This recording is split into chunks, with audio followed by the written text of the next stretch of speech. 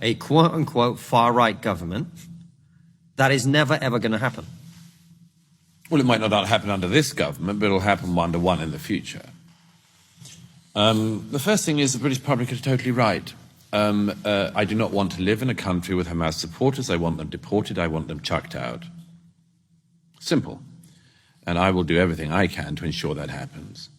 I am fed up, by the way, of the centrist dad hand-wringing era, where people say, oh, but might it be against our liberal values, and might our liberalism... I'm not as interested in that as I am in Britain remaining Britain.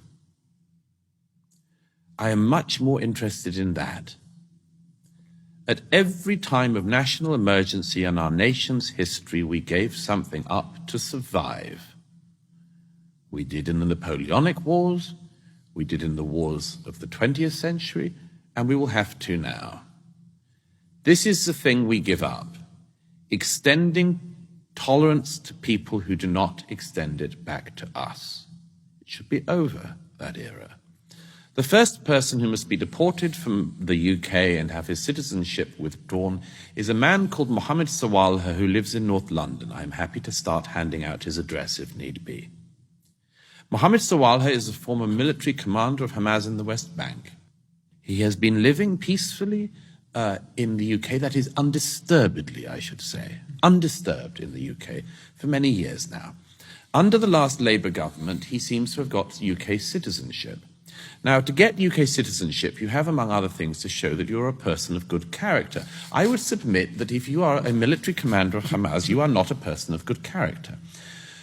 Now, what is to be done about this man? He is currently not in the UK. He is in Istanbul. And again, I'm very happy to give out his location, should people want it.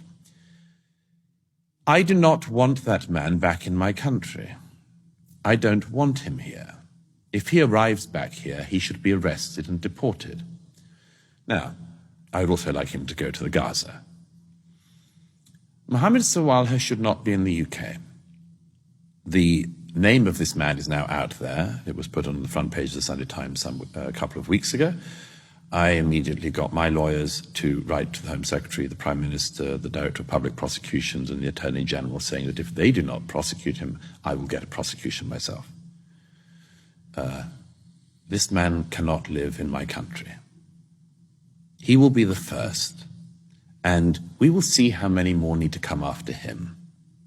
He should not have British citizenship. We do not want him here. We have not benefited from his being here.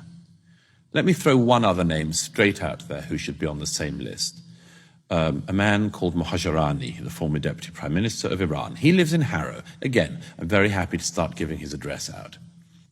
Why does he live in Leafy Harrow, this man? We don't know. The last Labour government gave him right to remain in the UK. Who is Mohajerani? Two things might be of interest. One, he was the man who the Ayatollah Khomeini got to write the book-length justification of the fatwa calling for the murder of the British novelist Salman Rushdie. Why is Salman Rushdie's life in such peril and has been since Valentine's Day 1989, and Mohajerani lives peacefully in Leafy Harrow? I don't want him to. Second, apart from justifying and calling for the murder of a British novelist, Mohajerani was also involved in the prison massacres of leftists and communists in Iran in the 1980s. One of his former colleagues has been prosecuted for war crimes in a European court in the last year. I see no reason why Mohajerani should not also be prosecuted under the same crimes. Why should we live with these people? Why should they be here? My forebears didn't fight off generation after generation of enemies, only to have these enemies given the right to remain here. We'd have no need of them. Our country has not benefited from them. Get them out. Get them out. And if the government will not do it, at some point the people will do it. And I would submit that will be much uglier.